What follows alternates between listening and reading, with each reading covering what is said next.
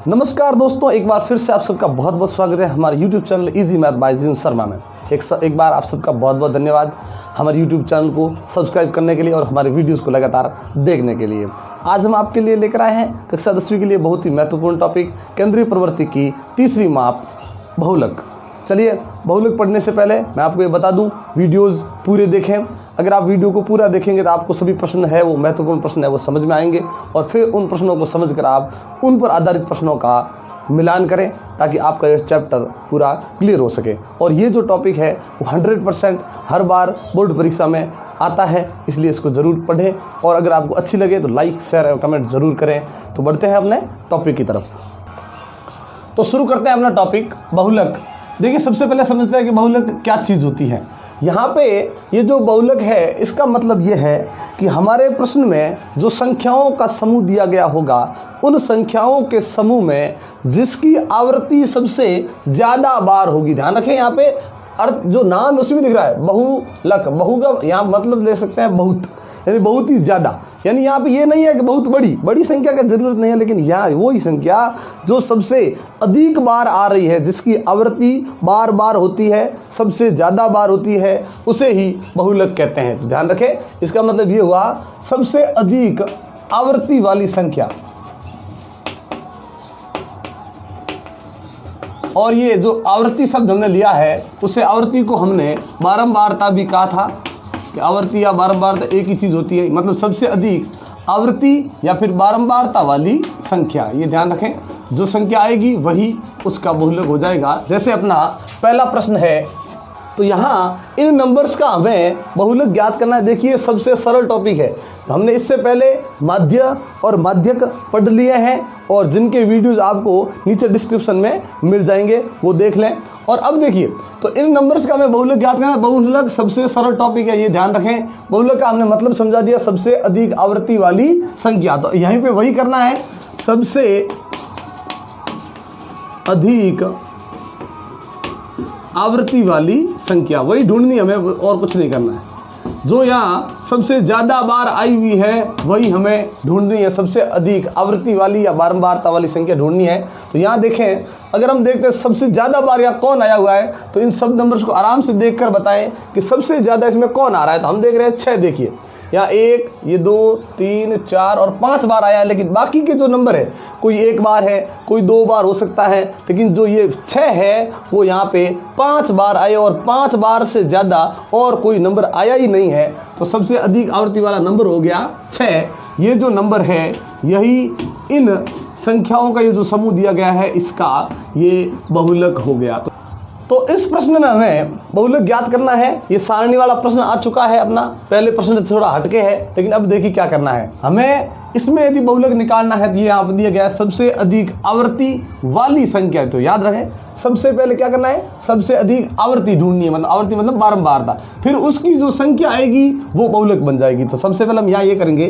ध्यान रखें, इसमें आपको सारणी में कुछ भी नया काम नहीं करना है। इससे पहले हमने माध्य और माध्यक पढ़े थे, जिसके वीडियो डिस्क्रिप्शन में नीचे दिए गए हैं। उनमें हमने सारणी में कुछ ना कुछ नया काम किया था, वो सबके हिस्से में अलग अलग कार्य था। तो उन वीडियो को भी आप आराम से देख के पता लगाएं कि किस में कौन सा नया काम होता है। लेकिन यहाँ पे ध्यान रखें, सारणी में किसी प्रकार का कोई परिवर्तन नहीं। तो सबसे पहले हमें ढूंढनी है सबसे अधिक बारंबारता कह सकते हैं या आवृत्ति कह सकते हैं, एक ही चीज़ है। ध्यान रखें, तो सबसे अधिक बारंबारता, ये बारंबारता एफ से दर्शाती है, ये नीचे लिखी है यहाँ पे। इस बारंबारता को हम आराम से देखेंगे तो इसमें जो सबसे अधिक बारंबारता मिलेगी, और सबसे अधिक बारंबारता हमें कौन सी मिली, 21। तो यहाँ लिखा है सबसे अधिक आवृत्ति या जो बारंबारता होगी, ये बारंबारता लिख दी। उसकी वापिस हम संख्या देखेंगे जो उसके साथ में सारणी में दी गई है। तो देखिए 21, ये जो हमने लिखा है, ये ध्यान रखें, ये 21 बहुलक नहीं है। 21 के जो बारंबारता है 21, उसके साथ जो संख्या आई है, संगत मान आया है वही। यानी अब हम लेंगे 21 के संगत मान। 21 जो आया उसके संगत में मान कौन सा है, मान ले लिया, संख्या ले ली, वही संख्या बहुलक हो जाएगी। ध्यान रखें, जो सबसे अधिक बारंबारता है उसके साथ जो नंबर आया है वही नंबर अपना बहुलक हो जाएगा। ये हो गया दूसरा प्रश्न। तो तीसरा प्रश्न है, उसमें बहुलक ज्ञात करना है। अब इस प्रश्न में देखिए कि क्या इसमें अलग है। तो अभी हमने जो 2 प्रश्न किए थे और जो दूसरा प्रश्न हमने सारणी वाला किया था उसमें यह वर्ग अंतराल नहीं था, यहाँ पे x था यानी सिर्फ संख्या ही थी, वो हमने प्रश्न किया था। या वर्ग अंतराल है तो अब क्या कैसे करेंगे, लेकिन मैंने बताया सारणी में कोई परिवर्तन नहीं, बहुलक के लिए सारणी में कोई परिवर्तन नहीं होगा। अपना काम वही, सबसे पहले क्या ढूंढना है, सबसे अधिक बारंबारता। क्योंकि तो सबसे अधिक बारंबारता यहाँ जो है वो कौन सी है, देखिए सबसे अधिक बारंबारता ढूंढनी है हमें। तो सबसे अधिक बारंबारता यहाँ मिल गई 22, ठीक है, हम यही लेते थे। फिर इसी को लेकर इसी के साथ वाला मान बहुलक होता था, तो चलिए लेते हैं 22 के संगत। वहाँ इससे जो पहले प्रश्न किया था वह मान लिखते थे, यहाँ पे भी मान लिख सकते हैं, लेकिन फिर देखिए 22 के संगत मान है या वर्ग है, कि सर यहाँ 22 के संगत मान है ही नहीं, 22 के संगत वर्ग है। कौन सा वर्ग है 22 के संगत में, तो सर 60 से 80। अब ये वर्ग हमें क्या बताता है, ये ध्यान से देखें। इतनी देर क्या था, सबसे अधिक जो बारंबारता होती थी उसके संगत में जो मान होता था उस मान को हम बहुलक कहते थे। तो यहाँ पे भी वही बहुलक लिखेंगे पहले, लेकिन हमने क्या देखा कि सर यहाँ हमें संगत में मान नहीं वर्ग मिला है, मतलब बहुलक नहीं, बहुलक का वर्ग मिल गया है। बहुलक का वर्ग मिला मतलब जैसे माध्य के लिए मिलता था उसी प्रकार से बहुलक के लिए वर्ग मिला है। और ये वर्ग हमें क्या बताता है कि इस प्रश्न में जो बहुलक होगा वो 60 और 80 के बीच में कहीं ना कहीं होगा। ये नहीं ठीक बीचों बीच होगा, 60 से ज़्यादा होगा लेकिन 80 से कम ही होगा। ये बता रहा है ये प्रश्न हमें कि इसमें बहुलक हमें इन 60 से 80 के बीच में कहीं ना कहीं मिलेगा। चलिए बहुलक वर्ग करते हैं, ये बहुलक वर्ग हो गया अपना। अब हम इसमें से बहुलक करेंगे तो विधि ध्यान से देखें, विधि को ध्यानपूर्वक समझना है आपको। तो अब हमें पता चल गया कि बहुलक के अंदर ही, बहुलक वर्ग के अंदर ही हमें बहुलक मिलेगा, तो वो 60 से क्या होगा ज़्यादा। तो यहाँ 60 का जिक्र करना है, तो क्या करेंगे, ये बहुलक वर्ग और ये क्या है इसकी निम्न सीमा। वैसे निम्न सीमा बहुत पड़ी है, लेकिन ये इसमें खास क्या है कि ये जो है वो सर बहुलक वर्ग है उसकी निम्न सीमा है। बहुलक वर्ग है उसकी निम्न सीमा कौन सी है, जिससे हमें मान ज़्यादा करना है। निम्न सीमा को L से दर्शाना है और ये हो गया 60। L से क्यों, लोएस्ट यानी कम, लो के लिए कम दर्शाते हैं, ठीक है, ये हो गया 60। अब फिर क्या करना है, ये बहुलक वर्ग है, ये इसकी क्या है बारंबारता और कुछ नहीं। बहुलक वर्ग से ठीक एक पहले वाली बारंबारता लेनी है और एक बहुलक वर्ग से ठीक बाद वाली बारंबारता भी लेनी है, क्योंकि सारणी में और तो कुछ नया है नहीं। जो बहुलक वर्ग मिला उसकी निम्न सीमा, बहुलक वर्ग की खुद की बारंबारता लिखी हुई है पहले से, और फिर उससे पहले वाली बारंबारता और एक उसके बाद वाली बारंबारता। यानी बहुलक वर्ग से जो आपको बहुलक वर्ग मिलेगा उस बहुलक वर्ग से ठीक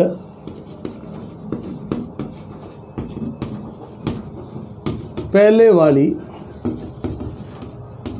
बारंबारता, ध्यान से देखें, बारंबारता लिख दिया है मैंने। और क्या है ठीक पहले वाली बारंबारता 22 से, जो बहुलक वर्ग है उससे पहले वाली बारंबारता क्या है, ये 18। फिर क्या लेना, वही बहुलक वर्ग से ठीक बाद वाली बारंबारता, वही वापस बारंबारता। ये ध्यान रखें आप इस प्रकार से न छोड़ें। तो ये बाद की बारंबारता क्या हो गई 16। अब इनको दर्शाना है। देखिए यहाँ पे हमने क्या देखा कि इस पूरे प्रश्न में 3 बारंबारताओं का जिक्र हो रहा है। एक सबसे बड़ी बारंबारताओं का जिक्र हो रहा है, एक उससे पहले वाली बारंबारता का जिक्र हो रहा है, फिर उसके बाद वाली बारंबारता का भी जिक्र हो रहा है। तीनों को दर्शाएंगे। ये सोचिए कि यहाँ सबसे बड़ा कौन, 22। अगर हम देखें जो सबसे बड़ा होता है, जिसकी बहुत ज़्यादा चलती है, जैसे हम फिल्मों में देखते हैं कि जिसकी बहुत ज़्यादा चलती है उसे डॉन कहते हैं, ध्यान रखें डॉन कहते हैं उसे। तो फिर उसको दर्शा दिया हमने डॉन नंबर 1, मतलब ये जो बारंबारता ये सबसे बड़ी है, इसे हमने 22 को, ये बारंबारता F है, फिर इसे 1 से दर्शा दिया। मतलब याद रखिए सबसे बड़ा डॉन है यहाँ पे, इसकी चलती है सब, इसी की वजह से सब कुछ होता है। तो ये हो गया अपना डॉन नंबर 1, ठीक है। अब देखिए अगर ये डॉन नंबर 1 है यानी F1 है, अगर ये 1 है तो ये इसके कौन हुए, आसपास घूमने वाले गार्ड जो इसके लिए काम करते हैं, ये सब छोटे हैं ऐसे। तो ये F1 है, तो इससे जो पहले है इसको F0, और फिर ये इधर है जो F2। ध्यान रखें F1 सबसे बड़ा होगा, ये F0 भी छोटा है, F2 भी छोटा है। ये नहीं कि F2 सबसे बड़ा है, नहीं, F1 सबसे बड़ा। डॉन नंबर 1 ये है, ये तो कुछ नहीं, इसके अंडर में काम करने वाले और ये 2 नंबर वाला धंधे करने वाले लोग हैं, इसका ये कुछ नहीं होने वाला है। चलिए ये सबसे बड़े लोग हैं और ये इसके आसपास घूमने वाले छोटे छोटे लोग हैं। चलिए इनको दर्शाते हैं वापस। तो ये 18 जो पहले आएगा वो F0, जो बाद में आएगा वो F2, और ये रहा डॉन नंबर 1। चलिए हो गया। फिर एक चीज़ और करनी है, वो है वर्ग माप। सबसे सरल टॉपिक होगा आपके लिए। H से दर्शाना वर्ग माप, H से दर्शाते थे हम वर्ग माप, यानी ये वर्ग की हाइट कितनी है, 0 से 20 तक गया, हाइट कितनी हुई 20। 20 से 40 गया, ये भी कितना हुआ, हाइट कितनी होगी 20। और ये हाइट कैसे ज्ञात करते हैं, ऊपरी सीमा में से निम्न सीमा को घटा देते हैं किसी में भी। तो यहाँ 80 में से 60 गए, 60 में से 40 गए, तो कितने बच रहे हैं 20, ये 20 लिख दिया हमने। तो इस प्रकार से ज्ञात करना है और जो हमने क्रम बताया उसी क्रम से आपको ज्ञात करना है और यही विधि रखनी है। विधि के ही सारे नंबर मिलते हैं, ध्यान रखें। तो विधि होने के बाद अब हम लगाएंगे बहुलक के लिए सूत्र। बहुलक के लिए सूत्र लगाने से पहले ध्यान रखें कि बहुलक आखिर मिलेगा कहाँ, तो वो मिलेगा हमें बहुलक वर्ग के अंदर, जहाँ ये 60 लिखा हुआ है 60 से ज़्यादा होगा और 60 को हमने L से दर्शाया था, मतलब इस L से ज़्यादा होगा। ज़्यादा मतलब हम प्लस कर देंगे, ध्यान रखें। तो L फिर प्लस हो गया, फिर ब्रैकेट लगाना है आपको, यहाँ पे कोष्टक लगाना है। फिर कोष्टक के अंदर आपको क्या करना है, ध्यान रखें कि यहाँ पे आपने इस L के अलावा 3 बारंबारताएं ली और 1 ली वर्गमाप। वर्गमाप कभी नहीं लिखना है। तीनों में से जो सबसे बड़ी बारंबारता यानी F1 है, उस F1 में से ये दोनों छोटे हैं, F0 भी छोटा, F2 भी छोटा, तो इस F0 को घटाना है। F0 को ध्यान रखें, बट्टा के नीचे क्या करना है, बट्टा के ऊपर क्या करना है, सबसे बड़ी बारंबारता में से F0 को घटाना है जो सबसे पहले वाली है। लेकिन बट्टा के नीचे क्या करना है, इस F1 में से F0 को भी घटाना है और F2 को भी घटाना है। ध्यान से देखें, ऊपर तो F1 में से केवल F0 को घटाना है, लेकिन नीचे F1 में से F0 और F2 दोनों को घटाना है। लेकिन जब हम एक को घटाएंगे तो कोई दिक्कत नहीं, लेकिन जब दोनों को घटाएंगे तो इस डॉन नंबर 1 को 2 से गुणा करके फिर घटाएंगे, ये ध्यान रखें। ऊपर तो केवल F0 घटाए 1, तो कुछ गुणा नहीं करना, लेकिन जब F0 और F2 दोनों घटाने हैं तो फिर F1 को 2 से गुणा कर देंगे और इनटू में ये आएगा H। तो ध्यान रखें, ये इनटू हमने जो ये वर्गमाप लिखी है, ये इससे पहले माध्य में, माध्यक में, जहाँ पे भी वर्गमाप काम आई वो वर्गमाप इसी प्रकार से गुणा में लिखी गई थी, यहाँ पे भी गुणा में ही लिखना है। तो अगर सूत्र आपको कंफ्यूज करे तो सूत्रों को बार बार बनाने की कोशिश करें अपने मन से। अब इसमें रखते हैं मान, तो रखते हैं L के स्थान पर मान लेते हैं, यहाँ से L से मान देख के रखना है 60, फिर ये प्लस लगा है, फिर ये कोष्टक है, F1 का मान 22 है, यहाँ से देख कर मान रखने हैं, फिर माइनस ये F0 18 है, ये बट्टे यहाँ 22 को 2 से गुणा करके फिर F0 को भी घटाना है और F2 को भी घटाना है और ये इनटू में H लगा है, ये हो गया अपना 20। अब कुछ इसको सरल करते हैं, क्या होता है देखिए 60 ये प्लस, ध्यान रखें 60 को सबसे अंत में जोड़ना है, ये पूरा सरल करने के बाद। ऊपर देखो 22 में से ये 18 चले गए, कितने बच गए यहाँ पे 4, ये 4 बच गए बट्टे।